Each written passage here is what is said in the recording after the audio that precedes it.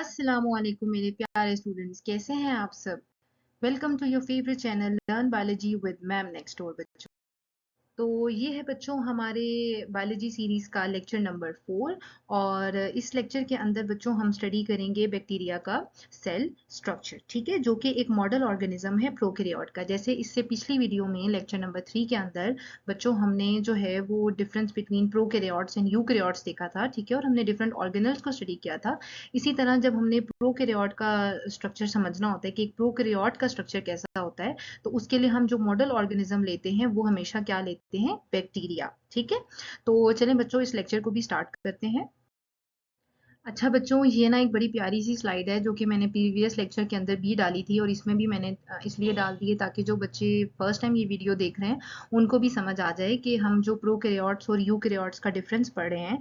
तो हमें ये पता होना चाहिए कि प्रोकैरियोट्स और यूकैरियोटिक जो सेल्स हैं वो कितने किंगडम्स के अंदर लाई करते हैं। तो जैसे मैंने आपको पहले भी बताया था कि जब भी हम एनिमल सेल्स की बात करें, प्लांट सेल्स, फंजाई, एल्गी और प्रोटिस्ट, तो ये जो सारे सेल्स हैं ये कौन से सेल्स होते हैं, यूकैरियोट्स, ठीक है।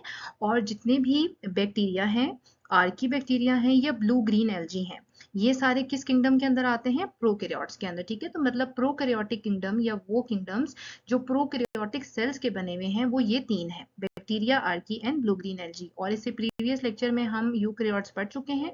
अब हम प्रोकैरियोटिक स्ट्रक्चर के बारे में पढ़ेंगे यानी कि बैक्टीरिया, ठीक है बच्चों।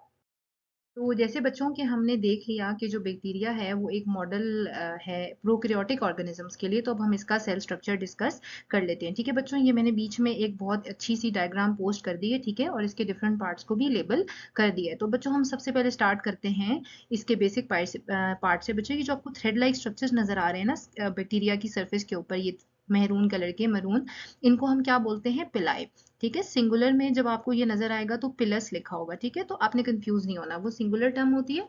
और पिलाई जो है वो हम प्लूरल में बोलते हैं। और इसका बच्चों एक बेसिक सा फंक्शन है कि it helps bacteria to attach to specific surfaces such as host tissues to cause infection, ठीक है।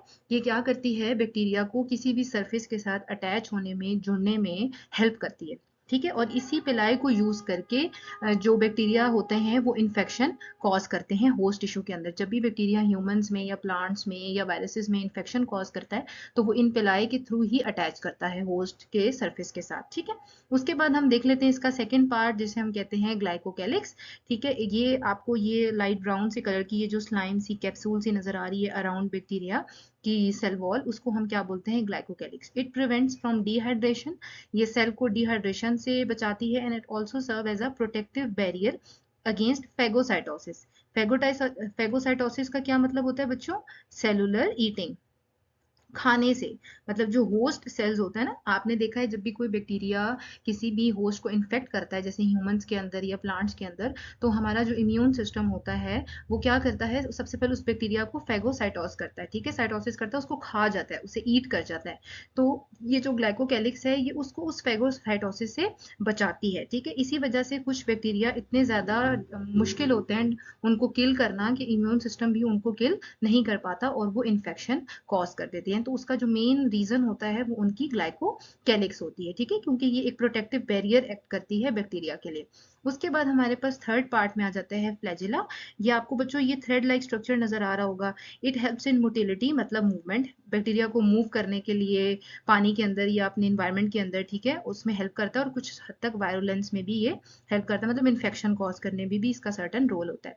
उसके बाद हमारे पास आ जाते हैं राइबोसोम्स, ये हमें प्रोटीन सिंथेसिस में हेल्प करते हैं बैक्टीरिया को। ये आप ग्रीन कलर के देख रहे हो डॉट से, ठीक है, बहुत सारे राइबोसोम्स आपको बैक्टीरिया के अंदर नजर आएंगे। और अगर आप प्रीवियस लेक्चर से बच्चों रिवाइज करो तो जैसे मैंने आपको वहां पर एक्सप्लेन किया था कि यूकैरियोटिक सेल में एक प्रॉपर न्यूक्लियस होता है, लेकिन जो प्रोकैरियोट्स होते हैं जैसे कि बैक्टीरिया, जो प्रोकैरियोट्स होते हैं उनके पास इनडेफिनिट न्यूक्लियस होता है, नो प्रॉपर न्यूक्लियस। देख रहे हो ना बच्चों, आप बैक्टीरिया के अंदर आपको कोई प्रॉपर न्यूक्लियस नजर आ रहा है, नहीं, बस ये बीच में जो क्रोमेटिन है, थ्रेड लाइक स्ट्रक्चर, ये सिर्फ प्रेजेंट है। और इसको हम क्या बोलते हैं, न्यूक्लियोइड बोलते हैं, ठीक है, क्योंकि इसके पास प्रॉपर न्यूक्लियस नहीं होता, बस सिंपल ये डीएनए होता है जो बीच में ऐसे फ्लोट कर रहा होता है, फ्रीली फ्लोट कर रहा होता है, ठीक है। और ये क्या होता है, it's a single circular chromosome composed of DNA, ठीक है। और इसके क्या इंपॉर्टेंट फंक्शंस हैं, ये डीएनए रेप्लिकेशन में भी हेल्प करता है, जीन एक्सप्रेशन में भी हेल्प करता है, सेल ग्रोथ में भी हेल्प करता है, रिप्रोडक्शन में भी, और मेटाबॉलिज्म के अंदर भी ये हेल्प करता है। इसको हम बेसिकली न्यूक्लियोइड बोलते हैं, ठीक है। तो ये डिटेल में इसलिए लिखा ताकि आप इसको एज अ नोट्स भी यूज कर लो, और जहां पर भी आप लेक्चर प्रिपेयर करें वहां पर इसे लिख लेना, ठीक है। फिर उसके बाद इंपॉर्टेंट हमारे पास जो स्ट्रक्चर है वो है प्लाज्मिड्स, ठीक है। They are small extra circular DNA. बच्चों ये बहुत इंपॉर्टेंट एमसीक्यूज है, अक्सर पूछा जाता है जब वर्ड आ जाए ना एक्स्ट्रा सर्कुलर डीएनए, तो समझ जाना कि प्लाज्मिड की बात हो रही है, ठीक है। ये सिंगल सर्कुलर क्रोमोसोम है, और जब वो कहें एक्स्ट्रा तो आपको पता हो कि किसकी बात हो रही है, प्लाज्मिड्स की, ठीक है। और ये एक्स्ट्रा ऐसे सर्कल से ये बैक्टीरिया के अंदर प्रेजेंट होते हैं, and it helps in gene transfer, ठीक है। डिफरेंट मैकेनिज्म्स होते हैं, उनको हमें डिस्कस करने की जरूरत नहीं है यहाँ पर, कॉन्जुगेशन, ट्रांसडक्शन, ठीक है। काफी डिफरेंट मेथड्स होते हैं जिनके थ्रू जो बैक्टीरिया है वो डीएनए ट्रांसफर करता है एक बैक्टीरिया से दूसरे बैक्टीरिया में, तो वो बेसिकली किसके थ्रू करता है, प्लाज्मिड्स की। और एंटीबायोटिक रेजिस्टेंस में भी हमें प्लाज्मिड्स बहुत ज्यादा रोल करते हुए नजर आते हैं, ठीक है। और आप अभी हम कमिंग लेक्चर्स में जब रिकम्बिनेंट डीएनए टेक्नोलॉजी वाला चैप्टर के ऊपर मैं वीडियो सीरीज बनाऊंगी, तो वहां पर भी आपको मैं बताऊंगी कि इन प्लाज्मिड्स का क्या रोल होता है, ठीक है। उसके बाद हमारे पास बच्चों एक और स्ट्रक्चर आता है मीजोसोम्स, जो कि क्या है, इनफोल्डिंग्स ऑफ प्लाज्मा मेम्ब्रेन। मतलब ये जो प्लाज्मा मेम्ब्रेन है ये ऐसे करके ना बच्चों, यूं करके ना ऐसे ऐसे फोल्ड सी बनी हुई होती है, ठीक है। इनफोल्डिंग्स होती है प्लाज्मा मेम्ब्रेन की, ठीक है। और ये क्या करती हैं, their function is to increase surface area for processes like aerobic respiration, cell wall formation and DNA replication. तो ये बेसिकली सरफेस एरिया बढ़ाती हैं साइटोप्लाज्म का, ताकि ज्यादा से ज्यादा फंक्शंस जो है वो बैक्टीरिया के सेल स्ट्रक्चर के अंदर जो है ना बच्चों वो परफॉर्म हो सके। तो आई होप कि ये जो 6-7 आपको बेसिक स्ट्रक्चर्स हैं बैक्टीरिया के अंदर ये आपको समझ आ गए हैं, ठीक है। तो बच्चों अब हमने जो है ना वो स्ट्रक्चर तो देख लिया है, ठीक है। तो थोड़ा सा ना इसके मोड ऑफ न्यूट्रिशन और इसकी शेप्स भी पढ़ लेते हैं, ठीक है, कि बैक्टीरिया कितनी शेप्स के होते हैं और कितने मोड ऑफ न्यूट्रिशन होते हैं। मतलब उनका जो फूड एक्वायर करने का तरीका है, ग्रोथ का, खाने पीने का, अगर आप सादा जबान में को कि क्या तरीका है, तो वो भी हम डिस्कस कर लेते हैं। और बच्चों अगर कोई थोड़ी सी चीज भी एक्स्ट्रा आ जाती है जो आपके सिलेबस में नहीं होती है, तो वीडियो नहीं रोका करें, ठीक है, उसको देख लिया करें थोड़े से 5 to 10 मिनट्स में। अगर आपको कोई एक्स्ट्रा इन्फॉर्मेशन मिल जाती है तो बच्चों ये आपके फ्यूचर में भी बहुत ज़्यादा हेल्पफुल होंगी। और ये वो टॉपिक्स हैं जो कि आप चाहे फ्यूचर में भी जितने बड़े हो जाएं, आपको तब भी ये चीज़ें स्टडी करनी पड़ेंगी, ठीक है। तो हम थोड़ा सा अगर हम शेप्स ऑफ बैक्टीरिया की बात करें बच्चों, तो देयर उनका जो बेसिक साइज होता है ना वो 1 to 5 माइक्रोमीटर के अंदर होता है, ठीक है। आपको जितने बैक्टीरिया के मिलेंगे वो इतने ही साइज रेंज के अंदर मिलेंगे। और 3 बेसिक शेप्स होती हैं, ठीक है। आपको मिलेंगे सफेयर्स, आपको मिलेंगे रॉड्स, और आपको मिलेंगी स्पेरल शेप्स। यहाँ बच्चों डायग्राम में ये देखो, ये स्फेरिकल शेप मतलब गोल, ठीक है। ऐसे गोल गोल से होते हैं जैसे स्ट्रेप्टोकोकस नमूनिया, ये डिफरेंट बैक्टीरिया के नाम लिखे हुए, परेशान नहीं होना, ठीक है। ये आपको इस तरह से रॉड, ये देखो ये क्लस्टर्स में आपको मिलेंगे, ठीक है, स्फेरिकल शेप, जिसको हम कोकाई बोलते हैं, ठीक है। स्फेरिकल बोलें या कोकाई बोले एक ही बात है। फिर हमारे पास जो सेकेंड टाइप होती है वो है रॉड शेप बैक्टीरिया, जैसे हम बैकेलाई भी बोलते हैं, बैसिलस भी बोलते हैं, ठीक है। ये देख रहे हो ऐसे ऐसे करके ना रॉड लाइक होता है, ऐसे एक रॉड होती है, फिर उसके साथ दूसरी रॉड होती है, देख रहे हो कैसे ये रॉड लाइक स्ट्रक्चर है, जैसे सैल्मोनेला है, कोलोस्ट्रीडियम है, बैक्यूलस है, ठीक है। ये डिफरेंट बैक्टीरियाज हैं जो रॉड शेप होते हैं। स्फेरिकल में आपको बिल्कुल गोल नजर आएंगे। उसके बाद हमारे पास तीसरी जो टाइप है वो है स्पाइरल शेप, ठीक है। ऐसे ना ऐसे एस करके स्पाइरल, ऐसे स्पाइरल शेप बैक्टीरिया होते हैं, देख रहे हो। ये देखो जैसे ये पेलिडियम बैक्टीरिया है, हेलो एच पाइलरी का बैक्टीरिया है, ये ऑल आर स्पाइरल शेप, ठीक है। उसके बाद हम बात करते हैं मोड ऑफ न्यूट्रिशन की, कि किस वे से जो है वो बैक्टीरिया फूड अपना बनाते हैं, एक्वायर करते हैं। तो वो हमारे पास आ जाते हैं 2 टाइप के, ऑटोट्रॉफ्स और हेटरोट्रॉप्स, ठीक है बच्चों। ऑटोट्रॉप्स कौन से होते हैं, that synthesise their own organic food from either light और इनऑर्गेनिक सब्सटेंसेस, ठीक है। ऑटोट्रॉप्स सिंपल लैंग्वेज में बच्चों याद रखो कि वो ऑर्गेनिजम्स जो अपना फूड खुद प्रिपेयर करते हैं, ठीक है। प्रिपेयर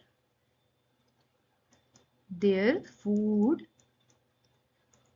बाय देयर ओन, वो किसी के ऊपर डिपेंडेंट नहीं होते, अपना खाना खुद बनाते हैं, इसलिए हम उनको क्या बोलते हैं, ऑटोट्रॉफ्स। ऑटो का मतलब खुद ब खुद, इस तरह याद रखो, ठीक है। तो या तो वो लाइट सोर्स को यूज करके अपना खाना खुद बना रहे होते हैं, या फिर वो कार्बन डाइऑक्साइड को यूज करके अपना खाना खुद बनाते हैं, ठीक है। उसके ऑपोजिट, उसके कॉन्ट्ररी, कॉन्ट्ररी मतलब ऑपोजिट, अगर हम हेटरोट्रॉफ्स की बात करें तो बच्चों they are unable to manufacture their own organic food, वो अपना खाना खुद नहीं बना सकते, ठीक है। And hence they are dependent on external external source, ठीक है, वो एक्सटर्नली सोर्सेज के ऊपर डिपेंड करते हैं अपना खाना लेने के लिए, मतलब डिफरेंट पैरासाइट्स को खाएंगे, ऑर्गेनिजम्स को खाएंगे, उनके ऊपर फीड करेंगे और अपना खाना जो है वो लेंगे, खुद से वो नहीं बना सकते। और वो कार्बन डाइऑक्साइड को भी यूज नहीं करते, जैसे ऑटोट्रॉफ्स में लाइट और कार्बन डाइऑक्साइड को यूज करके बैक्टीरिया अपना फूड खुद बनाते हैं।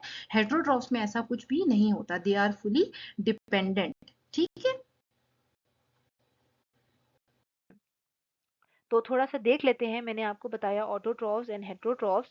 तो अगर ऑटोट्रॉफ्स की हम थोड़ी सी और मजीद क्लासिफिकेशन देखें तो बच्चों, अगर तो बैक्टीरिया अपना खाना खुद बना रहा है, make their food on its own, अपना फूड खुद प्रिपेयर कर रहा है, तो अगर तो वो केमिकल्स को यूज करके अपना खाना खुद प्रिपेयर करता है तो हम उसे क्या बोलते हैं? Chemo autotroph. क्या बोलते हैं? Chemo autotroph. वर्ड से ही बच्चों पता चल जाता है, chemo means using chemicals and autotrophs मतलब अपना खाना, अपना food, they make their food on their own, तो कीमो ऑटोट्रॉफ से। और अगर अगर वो लाइट को यूज करके अपना खाना खुद प्रिपेयर करता है तो उसे हम क्या बोलते हैं? Photo autotrophs. क्या बोलते हैं?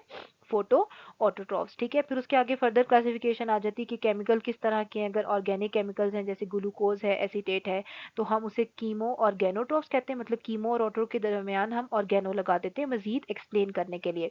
और अगर वो इनऑर्गेनिक केमिकल्स जैसे हमारे पास हाइड्रोजन है, हाइड्रोजन सल्फाइड है, आयरन है, अमोनिया है, अगर इनऑर्गेनिक केमिकल्स को यूज करके अपना खाना खुद बनाएगा तो फिर हम उसे क्या बोलेंगे? कीमो लिथोट्रॉफ्स। ठीक है, तो अगर तो केमिकल की बेस पे है तो कीमो ऑटोट्रॉफ है। अगर ऑर्गेनिक केमिकल्स हैं तो फिर हम उसको थोड़ा और वर्ड को एक्सप्लेन कर देते हैं, कीमो ऑर्गेनोट्रॉफ्स। और अगर हम इनऑर्गेनिक केमिकल्स को बैक्टीरिया यूज करके अपना फूड प्रिपेयर कर रहे हैं तो कीमो लिथोट्रॉफ्स। और अगर सिंपल लाइट यूज करते हैं तो फिर हम उन्हें क्या बोलते हैं? फोटोट्रॉफ्स। तो बच्चों ये तो होगी ना क्लासिफिकेशन ऑटोट्रॉफ्स की, कि अपना खाना खुद बना रहे हैं। अब कुछ बैक्टीरिया ऐसे हैं, they don't make their own food, do not make their own food, वो अपना खाना खुद से प्रिपेयर नहीं करते हैं, rather they depend on other organisms. तो उसमें हमारे पास 3 तरह की क्लासिफिकेशन आ जाती है। We have parasitic bacteria, we have saprophytic bacteria and we have symbiotic bacteria. अगर हम पैरासिटिक बैक्टीरिया की बात करें बच्चों, they obtain energy from its host, it lives in the humans, animals और प्लांट्स। ठीक है, तो पैरासिटिक बैक्टीरिया क्या होते हैं कि ये क्या करते हैं? They acquire food from humans, animals and plants. ये प्लांट सेल्स के अंदर रहते हैं, एनिमल सेल्स के अंदर रहते हैं या ह्यूमन सेल्स के साथ रहते हैं और अपना फूड एक्वायर करते हैं। और in return they cause disease, ये आपको बीमारी कॉज करते हैं, दे कॉज डिजीज। इसी वजह से हम पैरासिटिक बैक्टीरिया को पैथोजन भी बोलते हैं। फिर हमारे पास जो दूसरी तरह के हेट्रोट्रॉफिक बैक्टीरिया हैं, वी हैव सेप्रोफिटिक।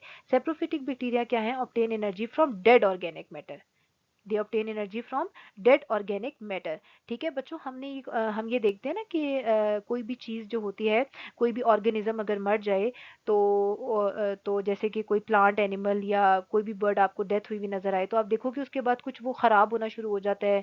ठीक है, उसके ऊपर बैक्टीरिया मोल्ड्स ग्रो कर जाते हैं, तो वो कौन से बैक्टीरिया होते हैं? सेप्रोफिटिक। ठीक है, और ये किस पे हमेशा ग्रो करते हैं? डेड ऑर्गेनिक मैटर के ऊपर। ठीक है, और उससे अपना फूड प्रिपेयर करते हैं।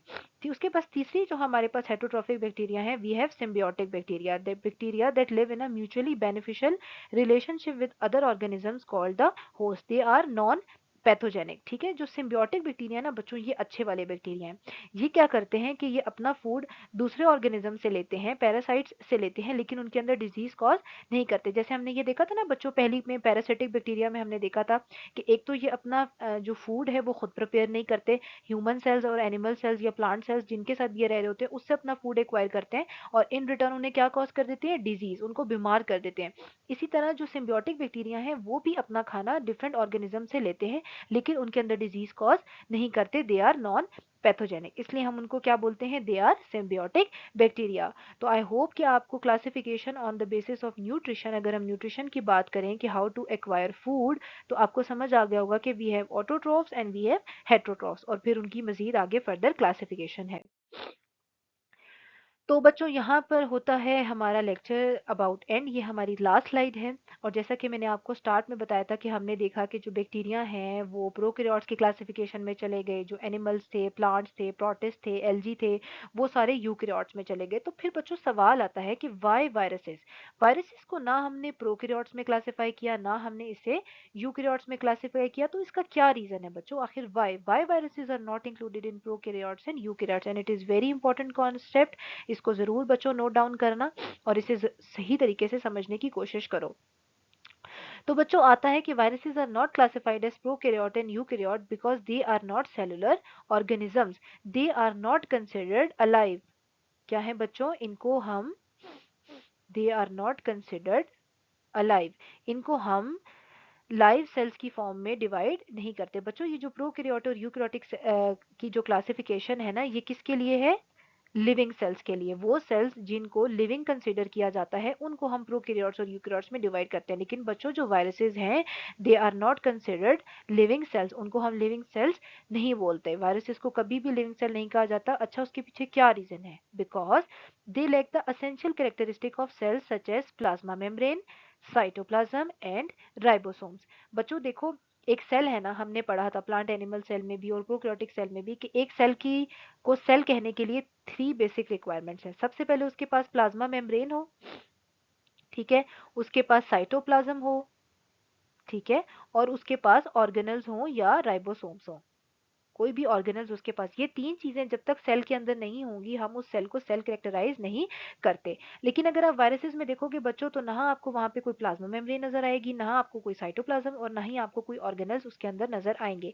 इसलिए हम वायरसेस को लिविंग सेल नहीं बोलते, क्योंकि हम उसे लिविंग सेल नहीं कहते, इसी वजह से हम उसको इस क्लासिफिकेशन के अंदर इंक्लूड नहीं करते। अच्छा बच्चों यहाँ पर अगर आप वायरसेस की डायग्राम की तरफ देखो तो ये आपको ऑरेंज कलर का एक मेम्ब्रेन नजर आएगी। बच्चे कंफ्यूज करते हैं कि मैम ये भी तो प्लाज्मा मेम्ब्रेन ही है। ये प्लाज्मा मेम्ब्रेन नहीं होती बच्चों, ये एनवेलप होता है जो कि बेसिकली प्रोटीन का बना होता है, ठीक है, और इसने जस्ट आपके डीएनए को, ये जो बीच में जेनेटिक मटेरियल है इसको सिर्फ इंक्लोज किया होता है, और ये आपको इन्वेलप प्रोटीन नजर आ रहे हैं, ठीक है, लेकिन ये प्लाज्मा मेम्ब्रेन नहीं होता। और आप इसको देखोगे आपको यहाँ पे कोई साइटोप्लाज्म नजर नहीं आएगा, आपको किसी किस्म के कोई भी ऑर्गेनल्स नजर नहीं आएंगे।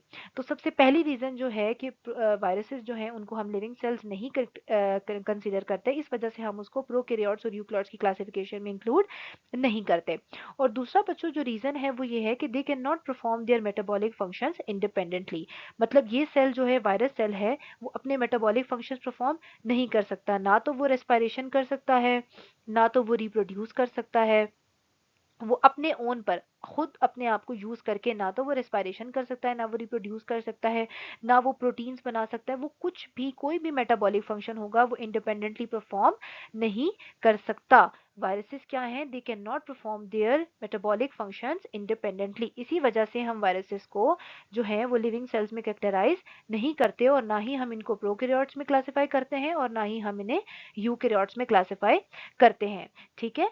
तो क्या है कि instead they rely on host cells to replicate and reproduce. जैसे हमने बैक्टीरिया में देखा था ना बच्चों के, कुछ बैक्टीरिया जो पैरासिटिक बैक्टीरिया होते हैं या सिम्बियोटिक बैक्टीरिया होते हैं वो दूसरे ऑर्गेनिज्म से अपना फूड एक्वायर करते हैं, बिल्कुल इसी तरह जो वायरसेस हैं सारे के सारे दे रिलाई ऑन होस्ट सेल्स, ठीक है। अब ये होस्ट सेल कोई प्लांट सेल भी हो सकता है, कोई एनिमल सेल भी हो सकता है, कोई बैक्टीरियल सेल भी हो सकता है, ठीक है, उनके पास ये जाते हैं, ठीक है, और क्या करते हैं? They inject their genetic material into the host cell which then hijacks its cellular machinery, ठीक है। और उनकी जो मशीनरी है, अब ये फॉर एग्जांपल मेरे पास एक एनिमल सेल है, ठीक है, ये इसका न्यूक्लियस है, उसके अंदर डीएनए है, ये उसके ऑर्गेनल्स प्रेजेंट है। तो क्या करेगा कि वायरस इसके पास आएगा और इसको हाईजैक कर लेगा, ठीक है, इसकी सारी चीजों को हाईजैक करेगा और इसकी मशीनरी को यूज करके उसके न्यूक्लियस, माइटोकॉन्ड्रिया, उसके जितनी भी प्रोटीन्स एंजाइम्स हैं उनको यूज करके खुद को रिप्रोड्यूस करेगा to create new virus copies. तो मैंने आपको यहाँ पर क्या बताया था कि they can not perform their metabolic functions, वो अपना कोई भी मेटाबॉलिक फंक्शन, चाहे वो ग्रोथ हो,